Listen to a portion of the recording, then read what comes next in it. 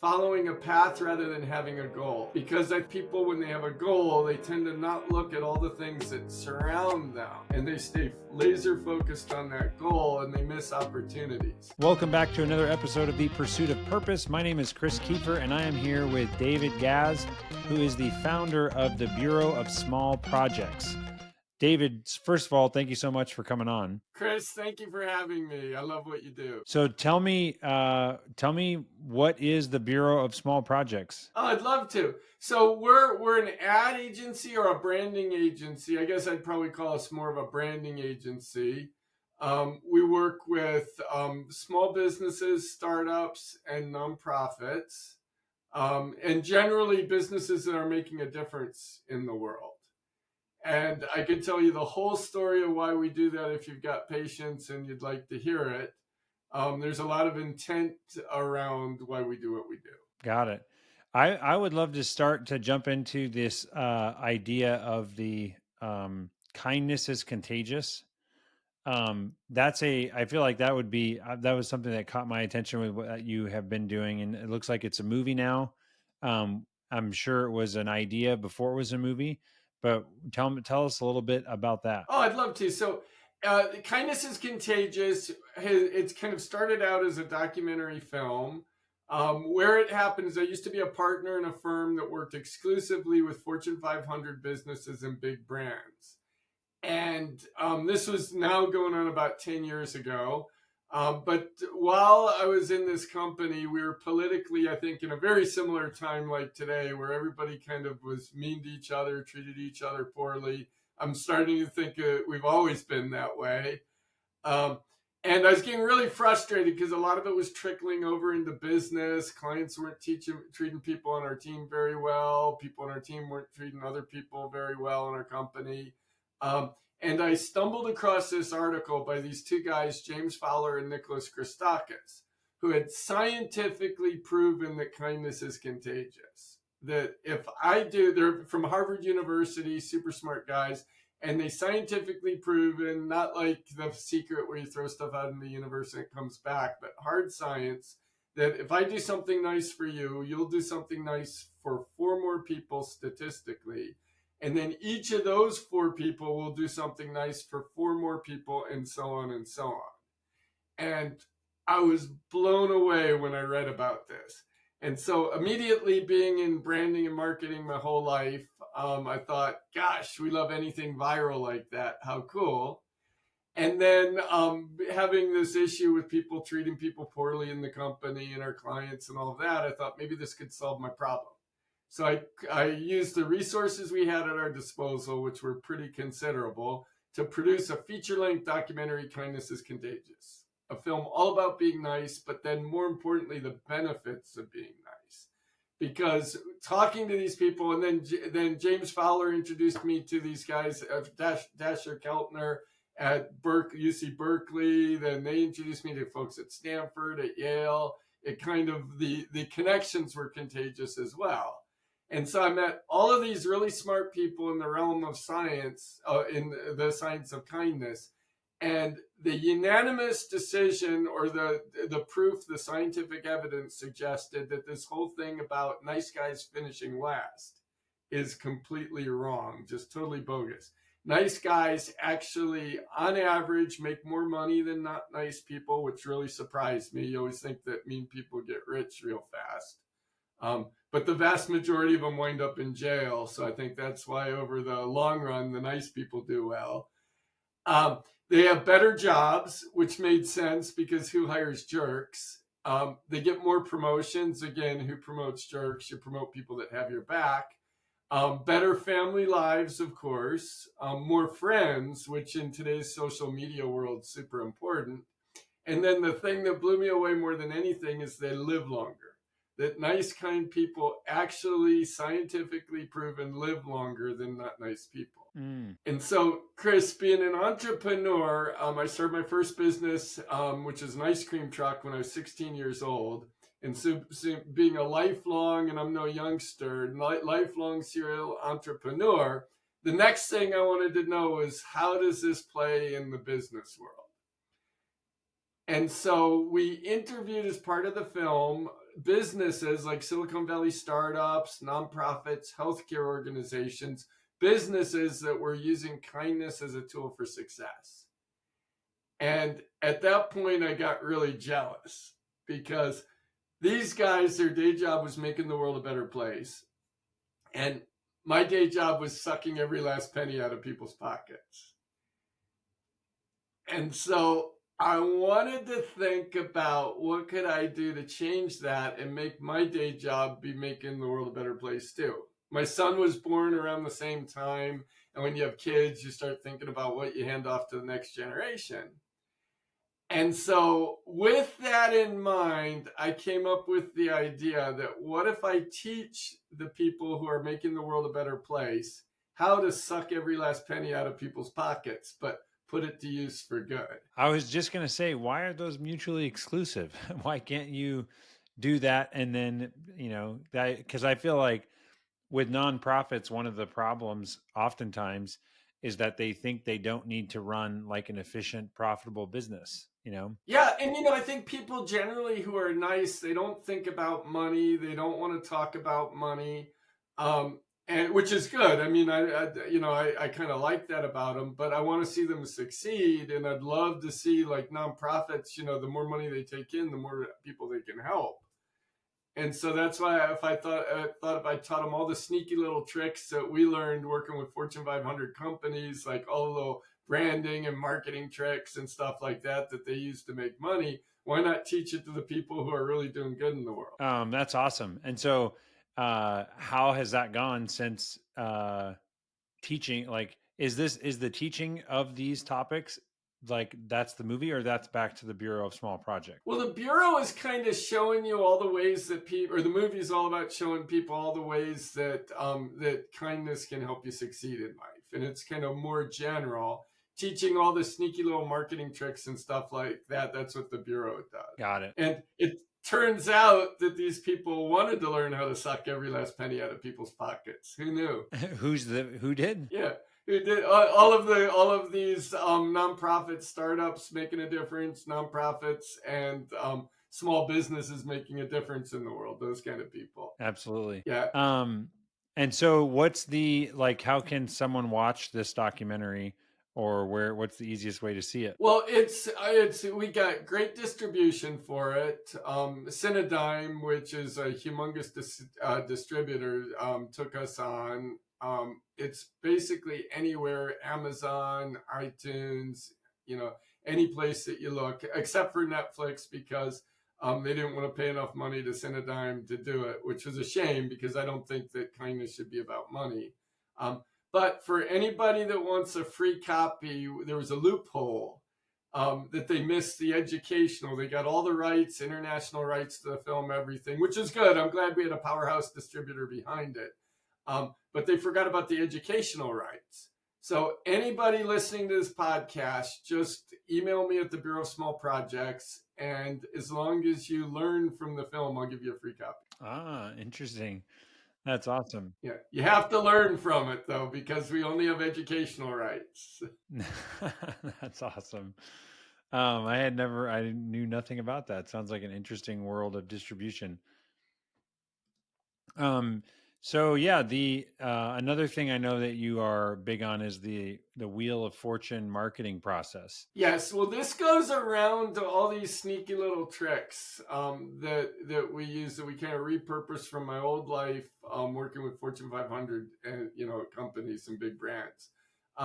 Marketing, like smaller companies, they think when they're doing marketing, they're just going to run some ads and get results. And big brands are all about data.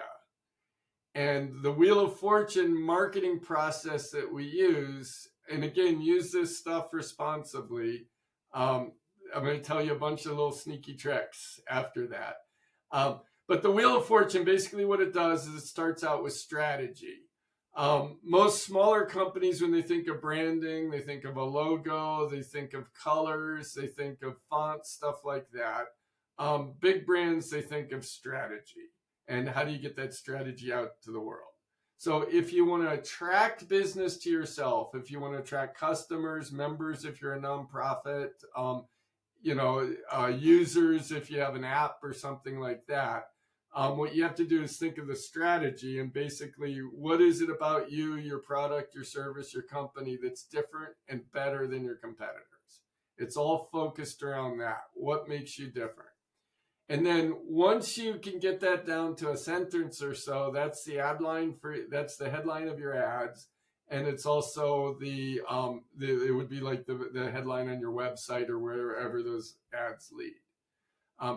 So then the key thing is you need to apply that strategy to the ads. You need to apply that to the homepage of your website or wherever the ads lead. And then the thing that everybody forgets is you got to look at the data, because anybody that tells you they know all the secrets of marketing and branding and all that stuff, we're beyond that. We're in the age of data. Nobody knows anything. Like the Wolf of Wall Street, it's all a fugazi. Nobody knows anything about stocks are going to go up or down, least of all stockbrokers. Same thing with ads. Nobody knows what ads are going to work, what branding stuff's going to work, what headlines are going to work, least of all marketing people.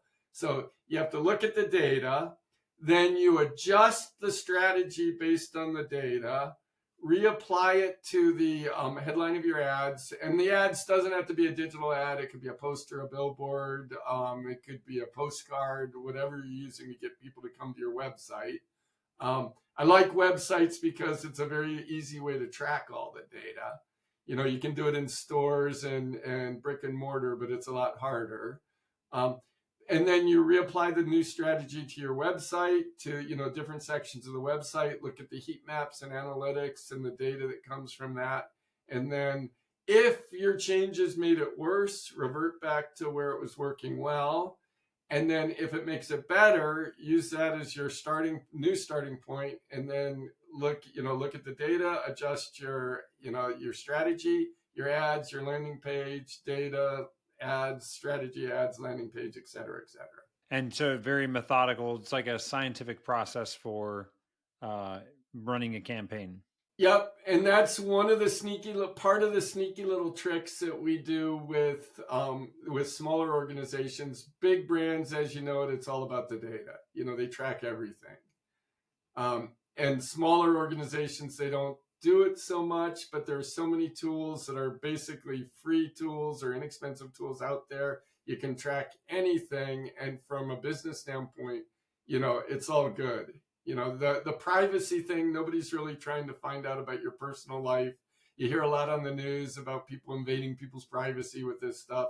Nobody's trying to do that. They're just trying to sell you stuff.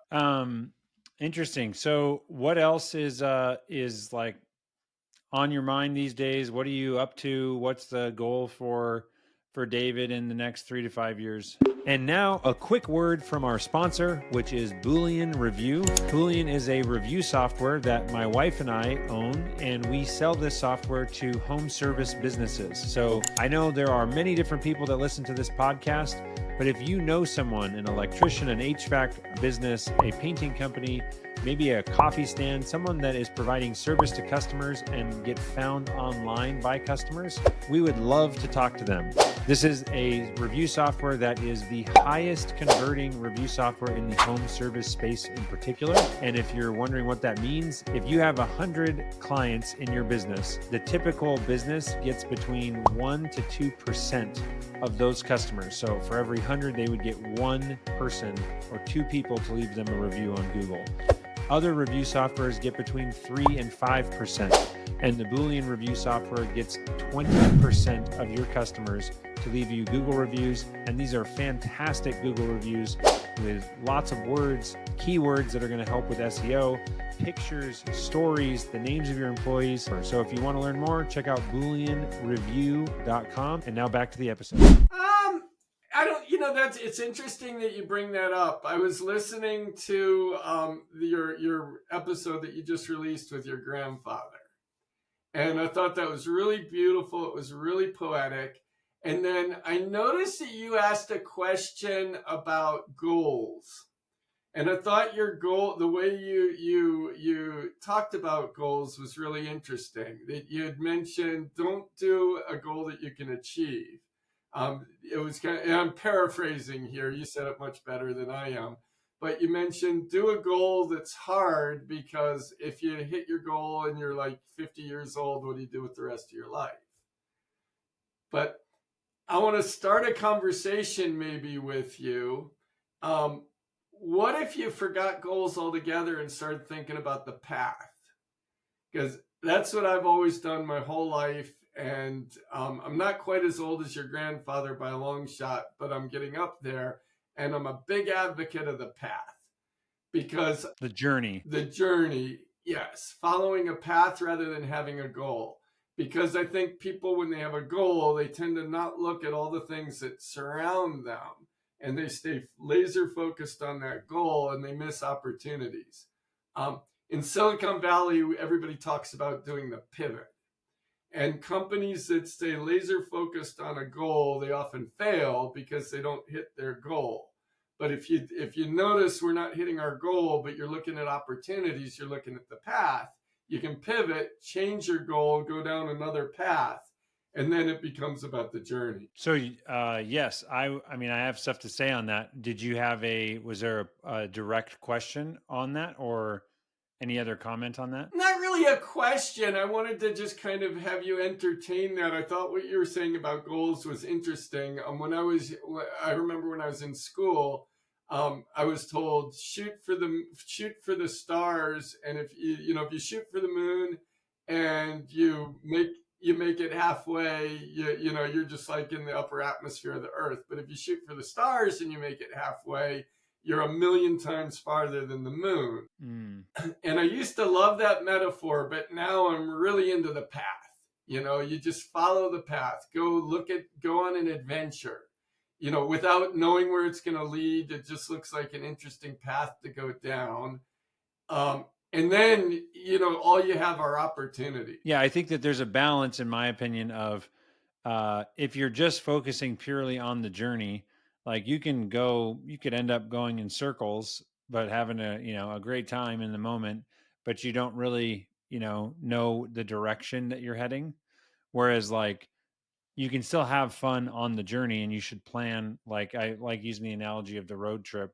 Like if I'm going to go drive my car across the country and I just start going, I guess depending upon what your high level objective was, you could have a good time doing that. But I feel like just knowing that at some one way or another, I want to get to the East Coast, as like a starting point. And then, but the difference with what that lifelong thing would be like, let's say that it was just, you know, it was a never ending horizon that you could just keep going forever and ever and ever. And that's where you have to make sure that you're the excursion or the journey. It's like, hey, we're going to stop and we're going to explore every 6 hours. We're going to find a campsite, and and make sure that we have time to play games as a family, and have a well balanced life in the pursuit of whatever that goal is. If that makes sense. It does. It does. I want to kind of take this down a little bit of a path too. The next film that I'm going to be doing after Kindness is Contagious is a film all about luck. And where this film kind of originated is I was reading this book called The Luck Factor by a guy named Richard Wiseman. And he did one of the coolest scientific experiments I've ever heard of. And if you haven't noticed, I'm kind of a science guy, a science geek. What he did is he took 200 profoundly unlucky people and 200 profoundly lucky people and said, I'm going to figure out what this luck thing is all about. And he did all these kinds of experiments geared around figuring out what luck is. And nothing at all indicated that it was something supernatural or magical. It was all behavior. And one of the behaviors that the lucky people had is they didn't set goals, they were curious. And they observed things. Now I'll give you a hardcore example, and you may have heard of this example, but not known it was part of this study. I had heard about this example before as well. And then when I read the book, I was just freaked out that it was part of this particular study.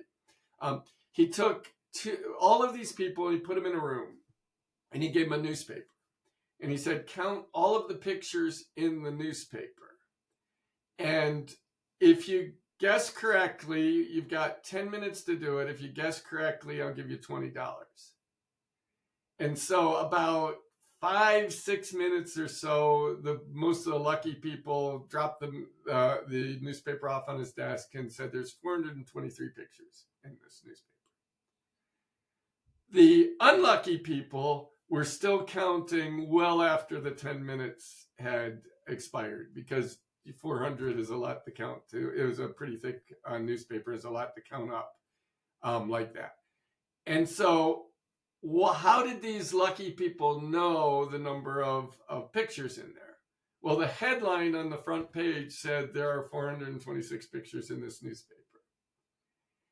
And the unlucky people were so focused on the task at hand, the goal of counting all of the pictures, that they completely missed the headline. The lucky people were looking around, kind of taking it easy, kind of soaking everything in before they started. And they're like, oh, look, it's right in the headline. Boom, done.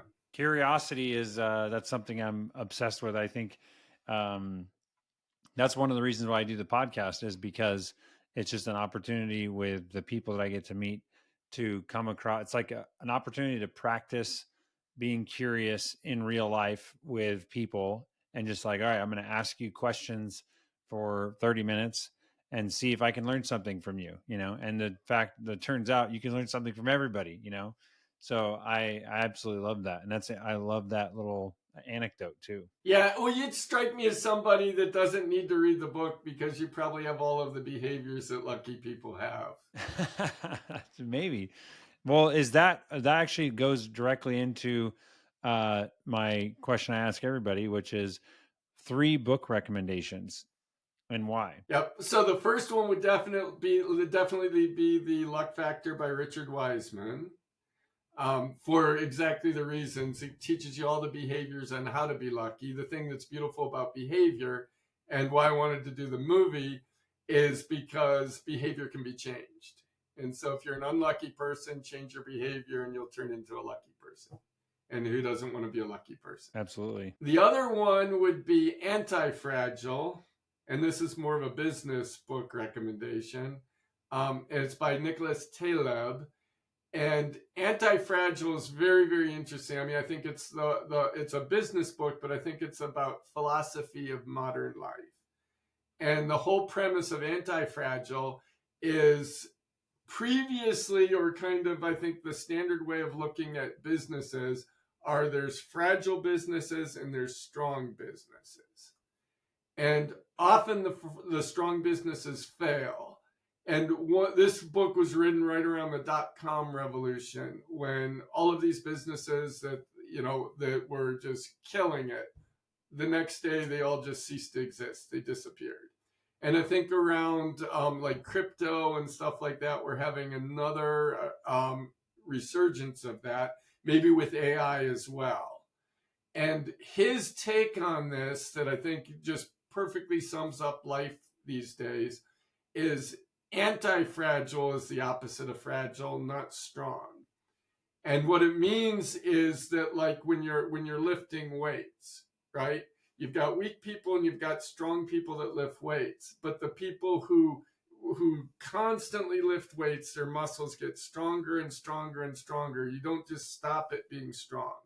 You constantly do it. You tear it down, you break down, you abuse your body, you abuse your muscle, and then your muscle replenishes itself even better than it was before.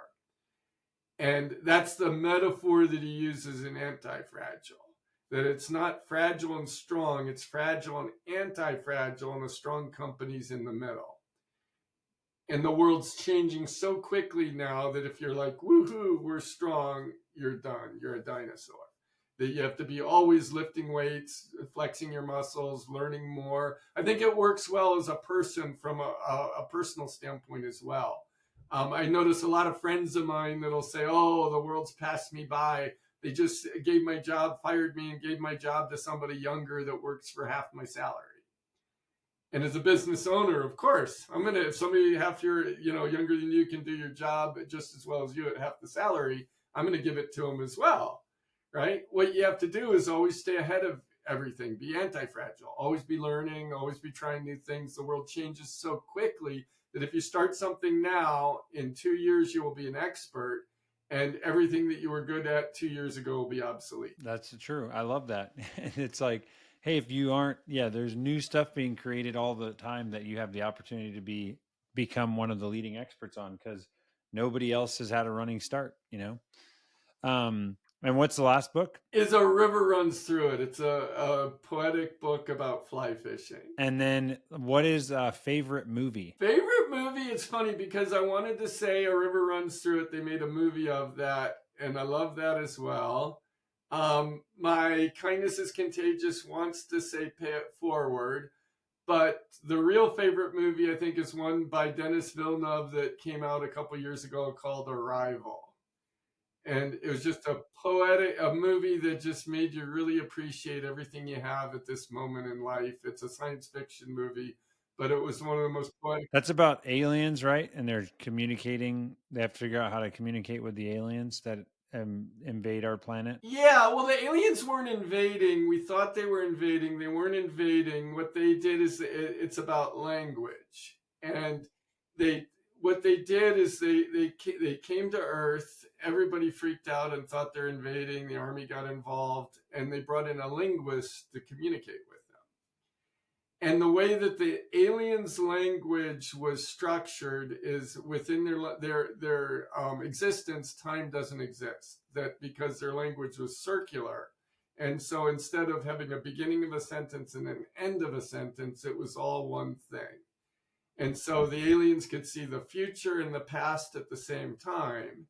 And the reason that they were visiting us is they're going to need our help in 3,000 years. So they wanted to give us a gift right now, and the gift was their language. And then the sub-story that makes it especially poetic to me was the lead, the protagonist in this film. They had a child, and the child had terminal cancer. And the film happened before the child was born, but because she had learned the language, she saw the future and the past and everything all as one, not as a line. And she split up with her husband because knowing that their child was going to had a terminal cancer, why did they have the child in the first place? And the beautiful poetic thing about the movie is it didn't matter. They had this child for 15 beautiful years, and that's what was most valuable and most important. Love that. Well, yeah, this has been awesome, David. I really appreciate your time. What is the preferred method of contact if someone wants to get in touch with you? I Google any combination of Bureau, Small, and Projects, and we'll be the first site that comes up. There's an email at the bottom, or you can click the Contact Us form at the top, and then send me an email. I'll give you a copy of the film for free. If you want help with anything, please just shout out as well. We're all here to help people who want to make the world a better place. That's funny. I did exactly what you said. Bureau, Small, Project, and you're right there. Awesome. Well, yeah, thanks so much, David. Thank you for being generous with your time. And we'll be seeing you around. My pleasure, Chris. Thanks for having me on. Thank you so much for listening. My name is Chris Kiefer, and my mission is to champion the relentless pursuit of purpose. And what that means to me is to be an example, a champion, someone that is in the trenches, working and showing and winning and trying and failing in how to pursue a deeper and more meaningful life with the people that I love, with my kids, with my friends, with our family, and also just be a champion and example of entrepreneurship and following my passion and doing what I believe I'm called to on this earth. And so if that inspires you in some way, please share this episode. If you want, like, subscribe, share, whatever, do all the stuff. It means the world to me to get this message and get these guests that I have out there. And if you're interested in any of the book recommendations or looking up other episodes, the movie list, you can visit my website, chriskiefer.com, for all the details on the show, and also check out the Boolean review software, as well as the Boolean automation consulting company that I own for home service businesses. So thank you so much, and we'll see you on the next episode.